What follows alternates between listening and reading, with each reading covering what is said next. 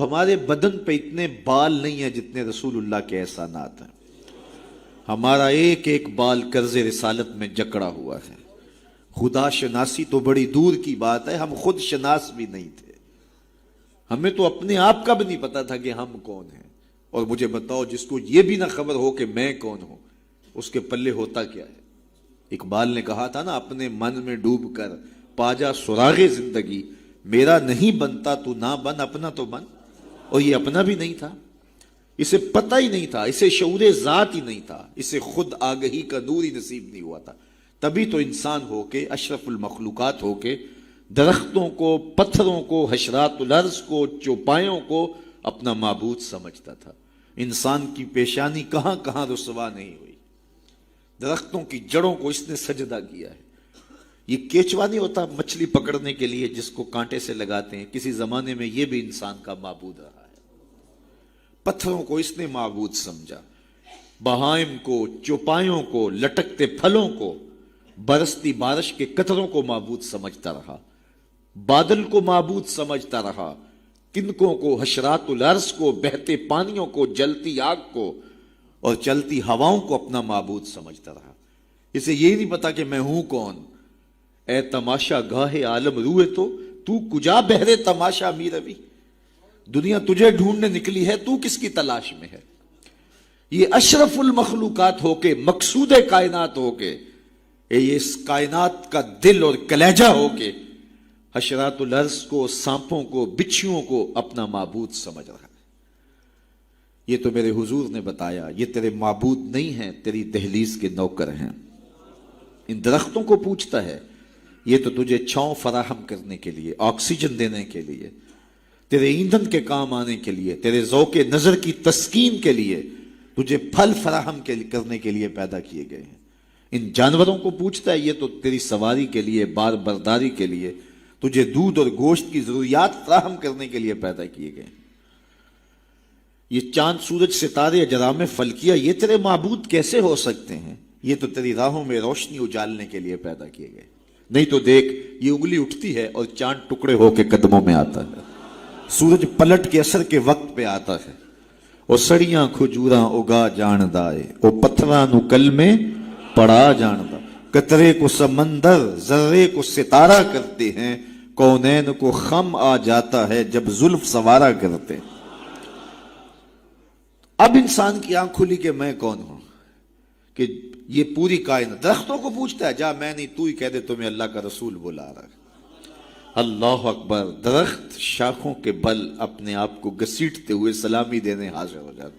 حضرت یعلا بن مرہ کہتے ہیں کہ ایک سفر سے واپسی تھی، راستے میں قیام ہوا تو حضور استراحت فرمانے لگے تو میں حضور کے پہرے کے لیے کھڑا ہو گیا. دور صحرا میں ایک درخت تھا، وہ ہلنے لگا، پھر جڑوں سمیت اکھڑا اور شاخوں کے بل اپنے آپ کو گھسیٹتا ہوا میرے برابر آ کے کھڑا نہیں ہو جاتا. میرے لیے بڑی حیرت کی بات تھی، لیکن کوئی تھا نہیں کہ جس سے بات کروں. خیر تھوڑی دیر کے بعد وہ اپنی جگہ سے چلا اور جہاں سے اکھڑا تھا وہیں جا کے نصب ہو گیا. حضور بیدار ہوئے تو سلام عرض کرنے کے بعد میں نے پہلی بات یہی عرض کی. میں نے کہا، حضور وہ سامنے والا جو درخت ہے تھوڑی دیر قبل اپنی جگہ سے اکھڑا تھا، شاخوں کے بل اپنے آپ کو گھسیٹتا ہوا یہاں آیا، رکا، جھومتا رہا، پھر واپس چلا گیا. حضور نے حیرت کا اظہار نہیں کیا. میں تو سویا تھا، تفصیل سناؤ. کوئی آندھی آئی، کوئی جھکڑ آیا، کوئی طوفان آیا، کیسے اکھڑا؟ حضور مسکرا دیے اور فرمایا، ھذہ شجرۃ استاذنت ربھا. فرمایا یہ درخت ہے، اس نے رب سے اجازت مانگی تھی. مالک تیرا محبوب نیڑے آیا ہے، سلام نہ کر رہا ہوں. فاذن لھا، تو رب نے اس کو اجازت دے دی تھی، یہ مجھے سلامی پیش کرنے آیا تھا. تو پوری کائنات تو ان کے حسن کا طواف کرتی دکھائی دیتی ہے. وہ انگلی اٹھاتے ہیں، چاند کے ٹکڑے ہوتے ہیں، سورج پلٹ کے اثر کے وقت پہ آتا ہے، درخت کلمہ پڑھ رہے ہیں، کنکر بول کے گواہیاں دے رہے ہیں. اب انسان کی آنکھ کھلی کہ میں جن کو معبود سمجھتا تھا یہ تو ہمارے گرد طواف کر رہے ہیں. اب اس کی آنکھ کھلی، اب شعور سنبھلا اور اب وہ سمجھنے لگا کہ میں کون ہوں. اپنی حیثیت سے اب آگاہ ہوا. اللہ اکبر. بے خبر تو جوہر آئینہ ایام ہے، تو زمانے میں خدا کا آخری پیغام ہے. اسے اب اپنی ذات کا شعور ہونے لگا. خود سے ملاقات ہی تب ہوئی جب حضور تشریف لائے. تو راز کن فقاں ہے، اپنی آنکھوں پر آیا ہو جا، خودی کا رازداں ہو جا، خدا کا ترجمہ ہو جا، خودی میں ڈوب جا غافل، یہ سر زندگانی ہے، نکل کر حلقہ شام و سحر سے جاویداں ہو جا، مسافے زندگی میں سیرت فولاد پیدا کر، شبستان محبت میں حریر و پر نیا ہو جا، گزر جا بن کے سیلے تند رو کو ہو بیاباں سے، گلستان راہ میں آئے تو جوئے نغمہ خاں ہو جا، تیرے علم و محبت کی نہیں ہے انتہا کوئی، نہیں ہے تجھ سے بڑھ کر ساز فطرت میں نوا کوئی۔ اسے اب پتہ چلا، اپنی ذات کی شناخت اب ہوئی۔ اللہ اکبر، کانپتا ہے دل تیرا اندیشہ طوفان سے کیا، نا خدا تو، بحر تو، کشتی بھی تو، ساحل بھی تو، دیکھ آ کر کوچائے چاکے گریباں میں کبھی، کیس تو، لیلا بھی تو، صحرا بھی تو، محمل بھی تو، وائے ناکامی کہ تو محتاج ساکی ہو گیا، میں بھی تو، مینا بھی تو، مستی بھی تو، حاصل بھی تو، آہ کس کی جستجو آوارہ رکھتی ہے تجھے، راہ تو، رہرو بھی تو، رہبر بھی تو، منزل بھی تو، بے خبر تو جوہر آئینہ ایام ہے، تو زمانے میں خدا کا آخری پیغام ہے۔ تو اب انسان کو اپنی ذات کا شعور ہوا۔ خدا شناسی تو بڑی دور کی بات ہے، میں کہتے ہیں انسان کی اپنی ملاقات اپنے آپ سے تب ہوئی جب حضور آئے، خودی کا شعور تب ملا جب حضور آئے، من سے آگہی تب ہوئی جب حضور آئے۔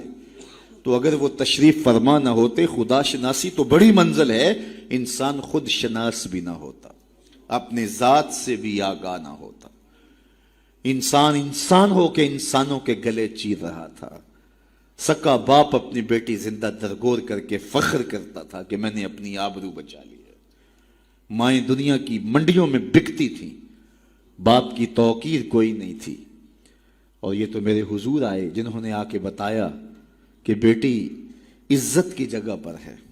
آپ نے یہ حدیث بارہا سنی ہوگی، علماء کرام سے بارہا سنی ہوگی، لیکن ذرا اس کو اس پہلو میں دیکھو، جب بیٹیوں کو زندہ درگور کر کے باپ فخر کر رہا تھا، اس زمانے میں میرے حضور نے کہا میری بیٹی میرے جگر کا ٹکڑا ہے۔ یہ صرف کلمہ تحسین ہی نہیں ہے، یہ کلمہ جہاد ہے۔ اس دور میں جب بیٹیوں کو زندہ درگور کر کے باپ فخر کر رہا تھا، آج تو ہر شخص اپنی بیٹی کو قرار جان سمجھتا ہے، بیٹی کو آنکھوں کا نور سمجھتا ہے، نور نظر سمجھتا ہے، بیٹی کے جہیز کے لیے باپ اپنی ساری زندگی لگا دیتا ہے، پردیس کاٹ دیتا ہے، جوان بھائی فیکٹری میں اوور ٹائم لگاتا ہے میں بہن کے ہاتھ پلے کرنے۔ تو آج اگر بیٹی کے بارے میں کوئی محبت بھرے جملے کہے جائیں تو بڑی بات نہیں ہے، جب باپ زندہ درگور کر کے فخر کرتا تھا، معاشرے سے اسے داد ملتی تھی کہ تو نے بیٹی کو زندہ درگور کیا ہے، اس زمانے میں میرے حضور نے کہا کہ میری بیٹی میرے جگر کا ٹکڑا ہے۔ اللہ اکبر، کیسی تبدیلی آئی۔ ایک موقع آیا، فرمایا کہ جو دو بیٹیاں یا دو بہنیں ان کی اچھی تربیت کرے اور ان کو پروان چڑھائے اور ان کی اللہ کی رضا کے لیے شادی کر دے تو قیامت کے دن وہ میرے ساتھ اس طرح قریب ہوگا جس طرح یہ دو انگلیاں قریب ہیں۔ تو مجلس میں موجود ایک صاحب اٹھے، کہا حضور اگر کسی کی دو بیٹیاں نہ ہوں تو ذرا اس کے پیچھے جھانکنے کی کوشش کیجئے، کہاں بیٹیاں زندہ درگور ہوتی تھیں اور کہاں ایک بیٹی والا سوچ رہا ہے کاش کہ میری بھی دو بیٹیاں ہوتی اور میں یہ احساس پاتا۔ تو یہ معاشرے کو ایک رنگ دیا، معاشرے کو ایک آہنگ دیا، خدا شناسی بھی دی، خود شناسی بھی دی، انسانی حقوق جو پامال ہو رہے تھے ان کو بحال بھی کیا۔ انسان اپنی عزت برباد کر رہا تھا، اجرام فلکی اور مظاہر فطرت کے سامنے ان کے چرنوں میں جھک کر کے اس کو اس کی خودی کا سبق دیا کہ تو کون ہے اور کہاں کھڑا ہے۔ ایک شخص ایمان لانے کے بعد حضور کی خدمت میں حاضر ہوا، عرض کرتا ہے جاہلیت کے زمانے کی دو باتیں ہیں، ایک یاد آتی ہے تو ہنسی نہیں رکتی اور ایک بات یاد آتی ہے تو آنسو نہیں تھمتے۔ کہا وہ کون سی دو باتیں ہیں؟ کہا وہ بات جو یاد آئے تو ہنسی نہیں رکتی وہ یہ ہے کہ میں ایک لمبے سفر پہ گامزن تھا، میں نے سفری معبود پتھر کا بنا ہوا ایک بت بھی اپنے سامان میں باندھ لیا کہ راستے میں پوجا پاٹ بھی چلتی رہے گی، لیکن جب سامان اٹھایا تو سامان بہت بوجھل تھا، میں نے سوچا کہ یہ تو میں اپنے ہی معبود کے بوجھ تلے دب کے رہ جاؤں گا، تو میں نے اس کو نکال دیا اور آٹا یا ستو گوندھ کر کے میں نے ایک چھوٹا سا معبود تیار کیا اور اس کو دھوپ میں رکھ کے خشک بھی کر لیا کہ مزید ہلکا پھلکا ہو جائے، اور اس کو اپنے سامان میں اپنے ساتھ رکھ لیا۔ پوجا پاٹ بھی چلتی رہی. خیر جو میرا اندازہ سفر تھا تو شاید سفر بھی میں نے اس کے مطابق لیا تھا، لیکن سفر کوئی 2-4 دن اوپر چلا گیا تو شاید سفر ختم ہو گیا. ایک آدھ دن تو میں نے بھوک کاٹی، لیکن جب انتڑیوں میں بل پڑنے لگے اور مجھ سے گوارا نہ ہوا تو میں نے تھیلے سے اپنے اس معبود کو نکالا جو آٹے کا بنا ہوا تھا، اس کو پتھر پہ رکھ کے کوٹا، پھر اس میں پانی ڈالا، پھر اس کو گوندا، پھر روٹی پکائی اور پھر کہا میرے معبود اب کام نہیں آئے گا تو کب آئے گا؟ اب تو میری انتڑیوں میں بل پڑ رہے ہیں. مجھے جاہلیت کے زمانے کی وہ یاد آتی ہے تو مجھے اس بت کی بے بسی پہ ہنسی آتی ہے. کیسا بے بس معبود تھا جو اپنے پجاری کو اتنا بھی گزارش نہیں کر سکتا تھا. مجھے پوجنے والے میرے پہ اتنا تو ترس کھا، اب مجھے دانتوں تلے چبا کے تاریخ میدے میں پھینکے گا، پھر گندگی کے ڈھیر پہ ڈال آئے گا. آخر میں تیرا معبود رہا ہوں، میرے پر یہ قیامت تو نہ توڑ. تو ایک تو وہ یاد آتی ہے بات تو میری ہنسی نہیں رکتی، اور جو دوسری بات مجھے یاد آتی ہے تو میرے آنسو نہیں تھمتے، اور وہ یہ ہے کہ میری بیوی امید سے تھی اور میں لمبے سفر پہ گیا. کئی سالوں کے بعد واپس پلٹا تو میرے آنگن میں بیٹی کھیل رہی تھی. میری بیوی نے اس ڈر سے کہ کہیں بیٹی کو دیکھ کر کے زندہ درگور نہ کر دے، اس کے توتلے لہجے میں میرے لیے محبت ڈال دی تھی، اور وہ مجھے یا آباتا ہو کہہ کے مخاطبہ کرتی ہے اور میری ٹانگوں سے چمٹ جاتی. میں صفاق تھا اندر سے اور مجھے بڑا غصہ آیا. میں نے اپنی بیوی کو گھورا کہ ایک تو نے سانپ کو جنم دیا ہے اور دوسرا نخرے کرتی، اس کو باتیں سکھائی ہیں اور موقع کی طاق میں رہا. لیکن اس بیٹی کے سینے میں میرے لیے اس کی ماں نے اتنا پیار ڈال دیا تھا. بیٹیاں تو ویسے بھی باپ سے ٹوٹ کے پیار کرتے ہیں، بیٹیوں کی محبت تو مثالی ہوتی ہے. پھر ماں نے محنت کی تھی کہ اس کا باپ کوئی انتہائی قدم نہ اٹھائے، تو اس کے لیے اس کے باپ کے لیے بے پناہ محبتیں ڈال دی تھی. کہتے ایک دن میں نے موقع پایا اور اس بیٹی کو اٹھایا اور صحرا میں لے گیا. میرا خیال یہ تھا اس سے آج جان چھڑا لوں، اور گڑھا کھودنے لگا. کڑکتی دھوپ تھی، میرے بدن پہ پسینہ نمودار ہوتا تھا. وہ آگے بڑھتی اور اپنے دوپٹے سے میرے ماتھے کا پسینہ پوچھتی، لیکن میرا دل پھر بھی نرم نہ ہوا. خیر جب میں نے گڑھا کھود لیا تو باہر نکلا تو میری بیٹی نے سکھ کا سانس لیا کہ میرے باپ کی مشقت ختم ہوئی. لیکن وہ نہیں جانتی تھی کہ اگلی مشقت کس کی شروع ہونے والی ہے. میں باہر نکلا، اس کو زور سے اس گڑھے میں دھکا دے کے اوپر سے مٹی انڈھیلنے لگا. وہ ننھے ننھے ہاتھ جوڑتی رہی، چیختی رہی اور مجھ سے گزارشیں کرتی رہی کہ یہ کیا کر رہے ہو. لیکن میں اوپر مٹی انڈھیلتا رہا اور اس کی چیخیں اس ریت تلے دب گئیں. آج جب اسلام لایا ہوں تو اس کی چیخیں مجھے سونے نہیں دیتی.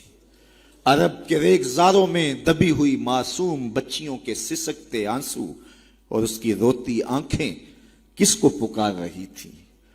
بیواؤں کی چیخیں فریاد کر کر کے کس کی منتظر تھیں؟ یتیم کس کو ڈھونڈ رہے تھے؟ کس کے منتظر تھے؟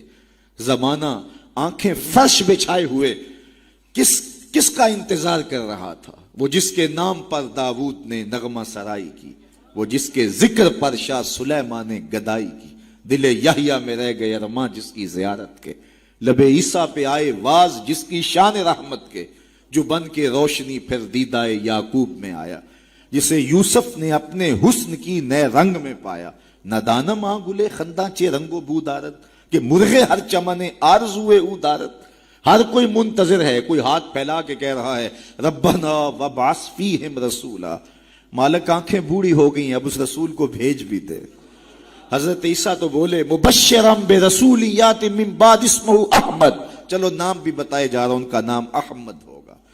زمانہ منتظر تھا، پوری دھرتی انتظار کر رہی تھی. بیواؤں کی چیخیں اور یتیموں کی آہیں اور معصوم بچیوں کے دبے ہوئے آنسو جب ریت سے پکار کرتے ہوئے عرش الہی کو جنبش دینے لگے تو اللہ کو دکھی انسانیت پہ رحم آیا. آمنہ کی آغوش میں محمد عربی تشریف لے آئے. ناگہاں ساکن ہواؤں پر روانی آ گئی اور چمن کے پتے پتے پر جوانی آ گئی. آج زانوئے ازل نے صبح پہ انگڑائی لی اور مسکرا کر ایک کرن نے ہاتھ میں شہنائی لی. مخزن اسرار قدرت کے امی پیدا ہوئے، غل ہوا دنیا میں ختم المرسلین پیدا ہو. ایک بہار پھیلی نا. ربی ویسے بھی عربی میں بہار کو کہتے ہیں، ربیع الاول آغاز بہار. کہا محبوب تو محبوب ہے اور محبوبوں کو بہاریں ہی سجتی ہیں. جب گلیاں چٹکنے لگے گی، غنچے مہکنے لگے گی، جب کائنات بہار بن جائے گی، جانے بہار بن کے تشریف لے آنا۔ تو ان کی جلوہ گری، ان کی تشریف آوری انسانیت پر اللہ کا بہت بڑا احسان، اسی لیے اس کو جتلایا اور کہا لقد من اللہ علی المؤمنین اذ بعث فیہم رسولا۔ تو یہ احسان عظیم ہمارے اوپر ہوا، اتنی بڑی نعمت، وہ نعمت عظمیٰ جس کے لیے نبی منتظر رہے، نبیوں کی ٹیمیں منتظر رہیں، اور ہم نے کوئی آرزو تو نہیں کی تھی، وہ تو منتیں مانتے رہے۔ بحیرہ راہب کہاں بیٹھا تھا، نستورہ کہاں بیٹھا تھا، کہاں کہاں منتظر، ان کی راہوں میں لوگ بیٹھے تھے۔ شب ہجر کی سختیاں، کوئی اس سے جا کے پوچھے، تیری راہ تکتے تکتے جسے صبح ہو گئی ہے۔ زمانے منتظر رہے، صدیاں منتظر رہیں، لوگ راہوں میں بیٹھے رہے، ہم نے کوئی انتظار نہیں کیا۔ آنکھ کھلی، ہمارے والد صاحب مؤذن کو مسجد سے بلا لائے، انہوں نے کان میں آ کے کہا مبارک ہو، تو حضور کا غلام بن کے آ رہا ہے۔ شاہوں سے ملا ہے نہ تونگر سے ملا ہے، اللہ کا عرفان اسی در سے ملا، اوروں کو ملا ہے تو مقدر سے ملا ہے، مجھ کو تو مقدر بھی تیرے در سے ملا ہے۔ تو یہ ہماری خوش بختی، ہماری فیروز بختی کہ ہمیں وہ محبوب نصیب ہوئے جس کے لیے زمانے تڑپتے رہے، ترستے رہے، منتظر رہے، آنکھیں بچھی رہیں، تمنائیں بےتاب رہیں، آرزویں مچلتی رہیں، لیکن وہ جانے بہار بن کے تشریف لے آئے۔ اب جب حضور تشریف لائے ہیں، پھر صحابہ نے تو حد کر دی نا، اپنا سب کچھ ان کے نام پہ لٹا دیا، کہا آپ کے دین کا جھنڈا لے کے اٹھیں گے اور دنیا کے آخری کنارے تک پہنچیں گے۔ پھر تابعین نے وہ جھنڈا تھاما، تبع تابعین نے وہ جھنڈا تھاما۔ اس شخص کی کہانی ہم نہیں بھول سکتے جو گھوڑے پہ بیٹھ کے اللہ کے نام کی دعوت دیتے ہوئے آگے بڑھا، آگے دلدل آ گئی، زمین ختم ہو گئی، تو گھوڑے کی باگیں کھینچ لیتا ہے اور کہتا ہے مالک میرے جذبے تو جوان تھے، تیری زمین ہی ختم ہو گئی۔ اس پہ اقبال نے کہا تھا دی اذانیں کبھی یورپ کے کلیساؤں میں، کبھی افریقہ کے تپتے صحراؤں میں، دشت و دشت دریا بھی نہ چھوڑے ہم نے، بحر ظلمات میں دوڑا دیے گھوڑے ہم نے۔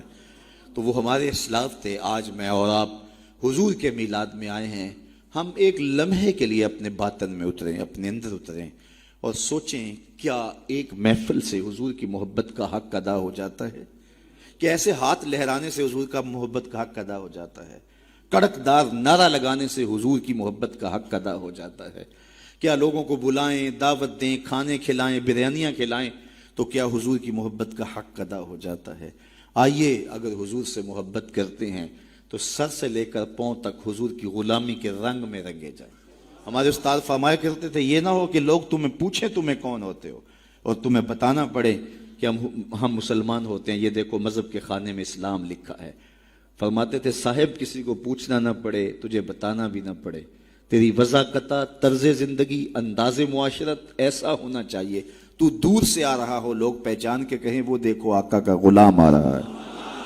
نور آنکھوں میں تو چہروں پہ اجالے ہوں گے، مصطفیٰ والوں کے انداز نرالے، دنیا میں بھی ان کے دم سے مقدر چمکا، محشر میں بھی ان کی رحمت کے حوالے ہوں گے۔ تو یہ میری اور آپ کی فیروز بختی کہ ہمیں وہ رسول اور نبی نصیب ہوئے۔ تو آئیے اپنی زندگی کی ایک ایک سانس حضور کے نام کر دیں، جئیں تو حضور کے لیے، مریں تو حضور کے لیے، اور اپنی زندگی کو حضور کی راہوں میں نچھاور کرتے ہیں، ان کے دین کا جھنڈا لے کر کے اٹھیں اور دین کے پیغام کو دنیا تک کے ایک ایک کونے تک پہنچانے کا عزم کریں۔ اور وہ کیسے ممکن ہوگا کہ ہم اپنے انداز زندگی کو تبدیل کریں۔ جب کوئی شخص صالحیت کا لبادہ پہن لیتا ہے تو پھر وہ زبان سے نہ بھی بولے، وہ سنت و سیرت کا پیکر گلی سے گزر بھی رہا ہو تو وہ بھی تبلیغ کا رنگ ہوتا ہے، وہ بھی ایک انداز ہوتا ہے، دعوتی انداز ہوتا ہے۔ لیکن اگر میں زبان سے دعوت دین کی دیتا رہوں اور میرا رویہ، میرا عمل، میرا کردار، میرا لہجہ، میرے اخلاق اس کی نفی کر رہے ہوں تو میں حرف حرف منافقت کر رہا ہوں۔ اس لیے مجھے اپنے رویے کو، اپنے طرز زندگی کو، اپنے انداز معاشرت کو حضور کی سنت کے سانچے میں ڈھالنا پڑے گا۔ محمد دی زیارت محمد دے رنگ وچ ٹھگ بازیاں جانے پیارا محمد۔ اقبال نے کہا تھا چوب نام مصطفیٰ خانم درود، از خجالت آب می گردد وجود، عشق می گوید کہ محکوم غیر، سینائے تو از بتا مانند دیر، تا نداری از محمد رنگو بو، بر زبان خود میالہ نامے ہو۔ تو اس کو پنجابی میں جو ہے وہ قلم توڑ دیا اللہ اکبر. یاری لا تو پاک نبی سنگ اے پر پوری یاری. ذرا دیکھیے شعر کا حسن دیکھیے, اٹھان دیکھیے. یاری لا تو پاک نبی سنگ اے پر پوری یاری, پھر درود قبول ہے تیرا لکھ نہ لو ایک واری. تو اپنے آپ کو ان کی محبت کے رنگ میں رنگ لو اور پھر دیکھنا کہ حضور کی محبتیں اور رحمتیں کیسے برستی ہیں. ہمارے بدن پہ اتنے بال نہیں ہیں جتنے رسول اللہ کے احسانات ہیں. ہمارا ایک ایک بال قرض رسالت میں جکڑا ہوا ہے. خدا شناسی تو بڑی دور کی بات ہے, ہم خود شناس بھی نہیں تھے. ہمیں تو اپنے آپ کا بھی نہیں پتا تھا کہ ہم کون ہیں. اور مجھے بتاؤ, جس کو یہ بھی نہ خبر ہو کہ میں کون ہوں, اس کے پلے ہوتا کیا ہے. اقبال نے کہا تھا نا, اپنے من میں ڈوب کر پاجا سراغ زندگی, میرا نہیں بنتا تو نہ بن, اپنا تو بن. اور یہ اپنا بھی نہیں تھا, اسے پتہ ہی نہیں تھا, اسے شعور ذات ہی نہیں تھا, اسے خود آگہی کا نور ہی نصیب نہیں ہوا تھا. تبھی تو انسان ہو کے, اشرف المخلوقات ہو کے, درختوں کو, پتھروں کو, حشرات الارض کو, چوپایوں کو اپنا معبود سمجھتا تھا. انسان کی پیشانی کہاں کہاں رسوا نہیں ہوئی. درختوں کی جڑوں کو اس نے سجدہ کیا ہے. یہ کیچوا نہیں ہوتا مچھلی پکڑنے کے لیے جس کو کانٹے سے لگاتے ہیں, کسی زمانے میں یہ بھی انسان کا معبود رہا ہے. پتھروں کو اس نے معبود سمجھا, بہائم کو, چوپایوں کو, لٹکتے پھلوں کو, برستی بارش کے قطروں کو معبود سمجھتا رہا. بادل کو معبود سمجھتا رہا, کنکوں کو, حشرات الارض کو, بہتے پانیوں کو, جلتی آگ کو اور چلتی ہواؤں کو اپنا معبود سمجھتا رہا. اسے یہ نہیں پتا کہ میں ہوں کون. اے تماشا گاہے عالم روئے تو کجا بہرے تماشا می روی. دنیا تجھے ڈھونڈنے نکلی ہے, تو کس کی تلاش میں ہے. یہ اشرف المخلوقات ہو کے, مقصود کائنات ہو کے, یہ اس کائنات کا دل اور کلیجہ ہو کے حشرات الارض کو, سانپوں کو, بچھیوں کو اپنا معبود سمجھ رہا ہے. یہ تو میرے حضور نے بتایا, یہ تیرے معبود نہیں ہیں, تیری دہلیز کے نوکر ہیں. ان درختوں کو پوچھتا ہے, یہ تو تجھے چھاؤں فراہم کرنے کے لیے, آکسیجن دینے کے لیے, تیرے ایندھن کے کام آنے کے لیے, تیرے ذوق نظر کی تسکین کے لیے, تجھے پھل فراہم کرنے کے لیے پیدا کیے گئے ہیں. ان جانوروں کو پوچھتا ہے, یہ تو تیری سواری کے لیے, بار برداری کے لیے, تجھے دودھ اور گوشت کی ضروریات فراہم کرنے کے لیے پیدا کیے گئے ہیں. یہ چاند, سورج, ستارے, اجرام فلکیہ, یہ تیرے معبود کیسے ہو سکتے ہیں. یہ تو تیری راہوں میں روشنی اجالنے کے لیے پیدا کیے گئے. نہیں تو دیکھ, یہ انگلی اٹھتی ہے اور چاند ٹکڑے ہو کے قدموں میں آتا ہے. سورج پلٹ کے اثر کے وقت پہ آتا ہے. اور سڑیاں کھجوراں اگا جاندہ ہے, اور پتھراں نو کل میں پڑا جاندہ. قطرے کو سمندر, ذرے کو ستارہ کرتے ہیں, کونین کو خم آ جاتا ہے جب زلف سوارا کرتے ہیں. اب انسان کی آنکھ کھلی کہ میں کون ہوں, کہ یہ پوری کائنات. درختوں کو پوچھتا ہے, جا میں نہیں, تو ہی کہہ دے تمہیں اللہ کا رسول بلا رہا ہے. اللہ اکبر. درخت شاخوں کے بل اپنے آپ کو گھسیٹتے ہوئے سلامی دینے حاضر ہو جاتے. حضرت یعلا بن مرہ کہتے ہیں کہ ایک سفر سے واپسی تھی, راستے میں قیام ہوا تو حضور استراحت فرمانے لگے, تو میں حضور کے پہرے کے لیے کھڑا ہو گیا. دور صحرا میں ایک درخت تھا, وہ ہلنے لگا, پھر جڑوں سمیت اکھڑا اور شاخوں کے بل اپنے آپ کو گھسیٹتا ہوا میرے برابر آ کے کھڑا نہیں ہو جاتا. میرے لیے بڑی حیرت کی بات تھی, لیکن کوئی تھا نہیں کہ جس سے بات کروں. خیر تھوڑی دیر کے بعد وہ اپنی جگہ سے چلا اور جہاں سے اکھڑا تھا وہیں جا کے نصب ہو گیا. حضور بیدار ہوئے تو سلام عرض کرنے کے بعد میں نے پہلی بات یہی عرض کی. میں نے کہا حضور, وہ سامنے والا جو درخت ہے تھوڑی دیر قبل اپنی جگہ سے اکھڑا تھا, شاخوں کے بل اپنے آپ کو گھسیٹتا ہوا یہاں آیا, رکا, جھومتا رہا, پھر واپس چلا گیا.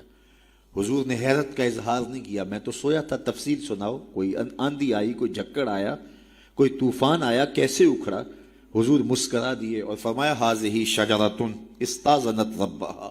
فرمایا یہ درخت ہے, اس نے رب سے اجازت مانگی تھی, مالک تیرا محبوب نیڑے آیا ہے, سلام نہ کر رہا ہوں. فاذن لہا, تو رب نے اس کو اجازت دے دی تھی, یہ مجھے سلامی پیش کرنے آیا تھا. تو پوری کائنات تو ان کے حسن کا طواف کرتی دکھائی دیتی ہے. وہ انگلی اٹھاتے ہیں, چاند کے ٹکڑے ہوتے ہیں, سورج پلٹ کے اثر کے وقت پہ آتا ہے, درخت کلمہ پڑھ رہے ہیں, کنکر بول کے گواہیاں دے رہے ہیں. اب انسان کی آنکھ کھلی کہ میں جن کو معبود سمجھتا تھا یہ تو ہمارے گرد طواف کر رہے ہیں. اب اس کی آنکھ کھلی، اب شعور سنبھلا، اور اب وہ سمجھنے لگا کہ میں کون ہوں، اپنی حیثیت سے اب آگاہ ہوا۔ اللہ اکبر، بے خبر تو جوہر آئینہ ایام ہے، تو زمانے میں خدا کا آخری پیغام ہے۔ اسے اب اپنی ذات کا شعور ہونے لگا۔ خود سے ملاقات ہی تب ہوئی جب حضور تشریف لائے۔ تو راز کن فقاں ہے، اپنی آنکھوں پر آیا ہو جا، خود ہی کا رازداں ہو جا، خدا کا ترجمہ ہو جا، خود ہی میں ڈوب جا غافل، یہ سر زندگانی ہے، نکل کر حلقہ شام و سحر سے جاویداں ہو جا، مسافے زندگی میں سیرت فولاد پیدا کر، شبستان محبت میں حریر و پر نیا ہو جا، گزر جا بن کے سیلے تند رو کو ہو بیاباں سے، گلستان راہ میں آئے تو جوئے نغمہ خاں ہو جا۔ تیرے علم و محبت کی نہیں ہے انتہا کوئی، نہیں ہے تجھ سے بڑھ کر ساز فطرت میں نوا کوئی۔